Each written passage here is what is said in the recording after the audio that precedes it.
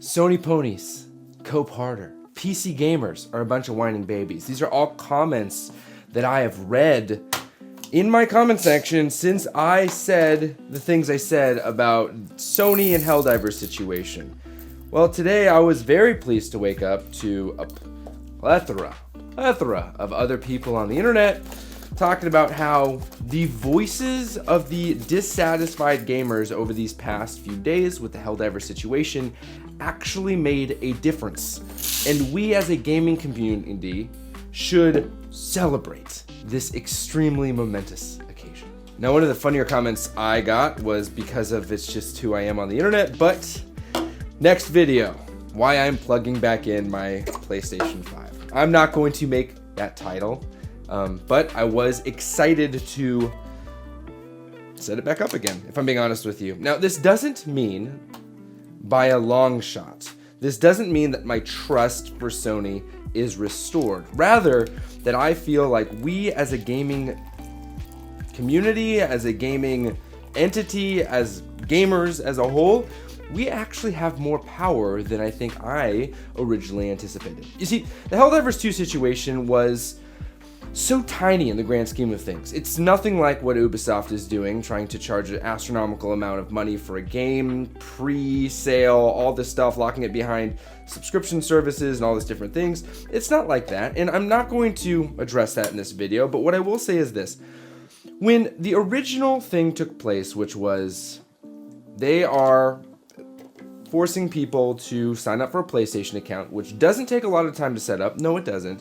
But people who have purchased the games in countries that cannot have PlayStation accounts will then basically lose access to the game, and Steam had to unlist the sales, or I don't know if it was Steam that did it or Sony did it, but they were the countries that were purchasing these games that aren't able to have PlayStation accounts. Mind you, this is one of the few, if not what I found, and if I'm wrong, correct me please in the comments, but what I found in looking through this morning is there are not a lot, if many games, if any.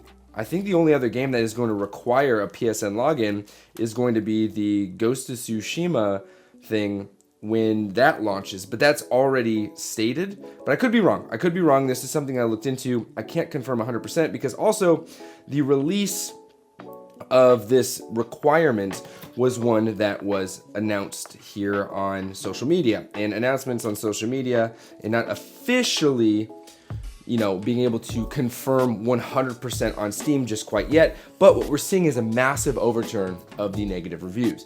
Now, why this is such a huge moment for us as gamers is it shows that if we as a community can rally behind a cause. Now, this can be very easily overdone, but I think that honestly, with all of the nonsense of people who like to hide behind their keyboards and say Sony Pony, Xbots, or PC, Master Race, all that nonsense, if they want to, you know, scream and cry, fine.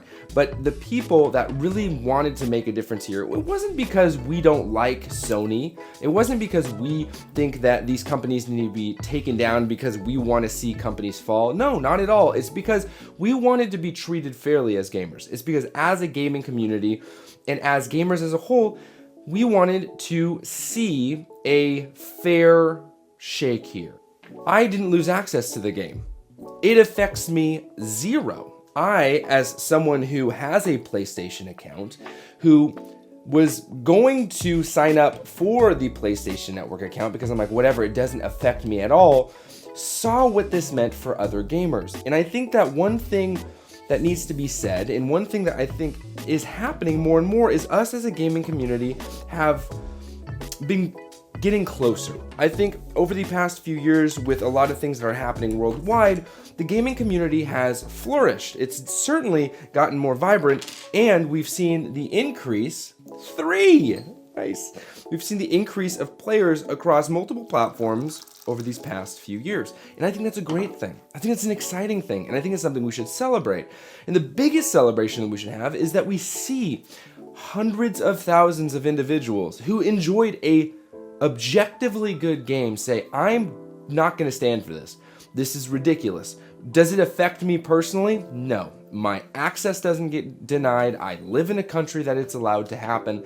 But I do not think this is the right thing to do, not just for me, but for other gamers out there. This was, in very much so on paper, such a small act by Sony.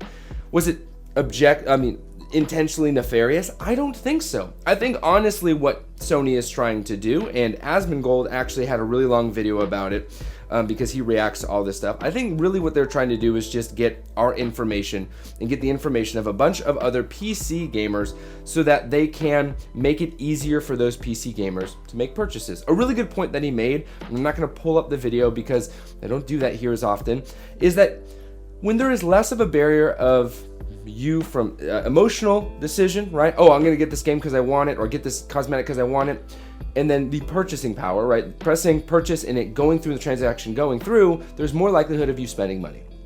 If you don't have a credit card on file, if you don't even have an account set up, those steps in between you saying, I want this new cosmetic to I'm going to actually give them my money is going to be stunted. There's whatever the psychological thing is, I don't know. There's definitely a lot of science behind it or psychology behind it, so, social behavior kind of things.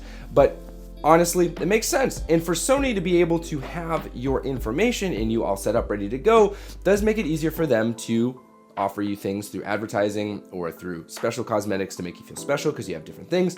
Great. Whatever. There is nothing inherently wrong with a company trying to make it easier for you to spend money with them. I don't think there's anything wrong with that. False advertising, terrible.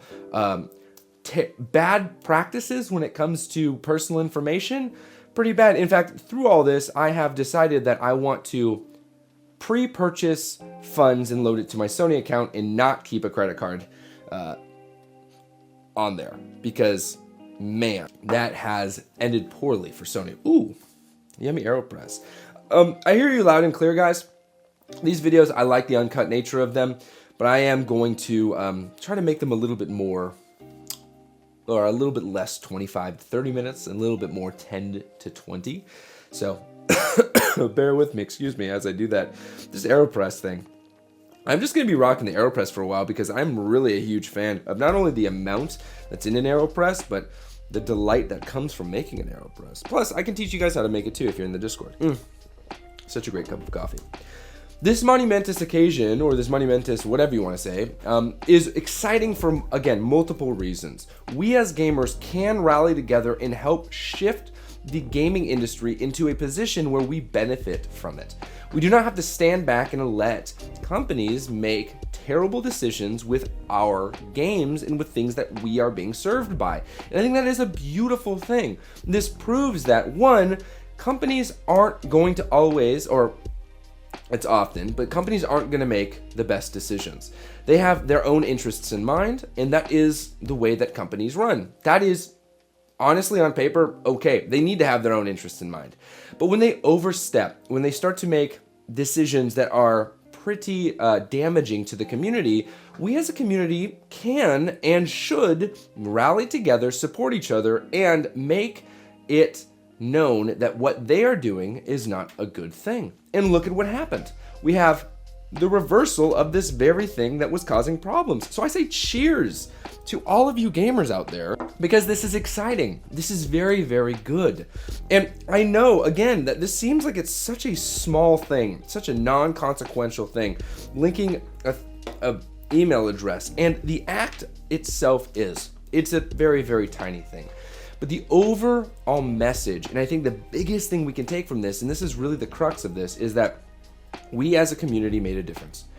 And it allows us to take a step back and to evaluate something that I've been talking about for the past couple of months now, which is, where do our libraries live? Where are we going to trust that our games can have the best lifespan? And if I'm being honest with you, after seeing all of this stuff and all the things that are happening with Sony, with Microsoft, with Steam, with all these different things, all these different launchers out there, I feel better about my decision to take my library over to Steam. Now, does that mean I'm going to go out and repurchase every single game that's available on Steam that I already have on PlayStation? Not necessarily, but you best believe that I am and will, not have, not yet, but I am and will, maybe I have by the time you're seeing this. Anyway, started to wish list all the games that I love on my PlayStation, and I will be slowly repurchasing them over on Steam for pennies on the dollar if possible. There are always sales, and some of the big games I want to play are continuously on sale. And so that's exciting.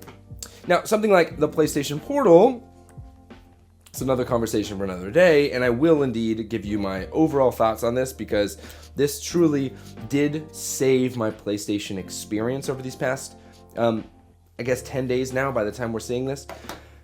This is a thing. Where you have your games is important, especially as we transition to an all-digital future. Whether you like it or not, that is the way we're going with Xbox, PlayStation, and already with PC. Nintendo, we don't know what the next thing is going to be, and honestly, if history continues the way that it's gone, I would almost always encourage people to purchase physically for Nintendo because, one, they hold their value, and two, they seem to be able to be playable without the internet. And so that's something that's very, very special and honestly very important to me. I can use my Nintendo Switch without internet access. I can use a version of a first-party title without internet access. I can use an unupdated previous save of a game that I have purchased without an update and without online access. This is great. Now, does Nintendo keep their cloud saves behind a paywall? Yes, they do. Is that ridiculous? Yes, it is. Is that just the nature of gaming right now? Yes, it is. And out of all of the companies, love them or hate them, Nintendo is the least damaging when it comes to this kind of stuff. They kind of play by the beat of their own drum. They offer the least, but they also alter the least. And so that is what it is. I think Nintendo as a company, as a whole, is pretty much the lowest denominator when it comes to a lot of these big things because the innovation that they bring to the table is simply the way you're going to play your games. Their games as a whole, they keep their first-party titles pretty tight. And they keep them, and hey, I'm just going to call it what it is. Their first-party titles are tight. They're hella tight. And so having Nintendo have their titles there, that is. Whether you like the fact that a game that released 7 years ago is still $60, or you don't like the power of the Nintendo Switch OLED and you'd rather emulate it on a Steam Deck or something else, whatever. That's its own conversation.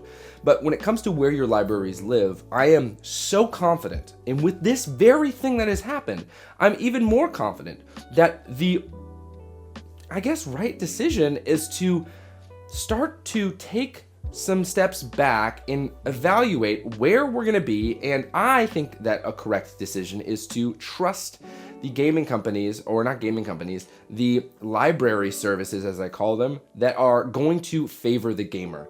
And we saw that in these past few days, Steam has done tremendous amount of good. They have refunded gamers that were affected by this. They're doing right by the gamer. They have sales, they have this, that, and the other, and the access to their games, depending on the device you use, is also pretty special. With the Steam Deck, with the PC, or whatever it may be, Steam as a whole is a pretty good service. What I am enjoying or like about Steam is the moves that they make for you as the gamer to have more power over your content. For instance, family sharing, very, very good. I enjoy that. That family sharing actually works well too.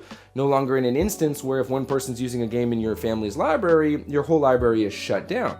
You just can't use that singular game. And depending on how many people are wanting to play that game at a time, you just have to have that many licenses available to you and your family, which is really, really exciting. I think that as a whole, what we're seeing here is that in this future of gaming, the digital future of gaming, we need to start to reevaluate where our things live. Who are you going to trust with your digital library? Because that is the most important thing to take away from this Helldivers 2 situation, is that your library, if it's ever going to come under fire by a publisher, by a developer, by anything, if it's ever going to come under fire, who do you trust to take care of you and your library when those things happen?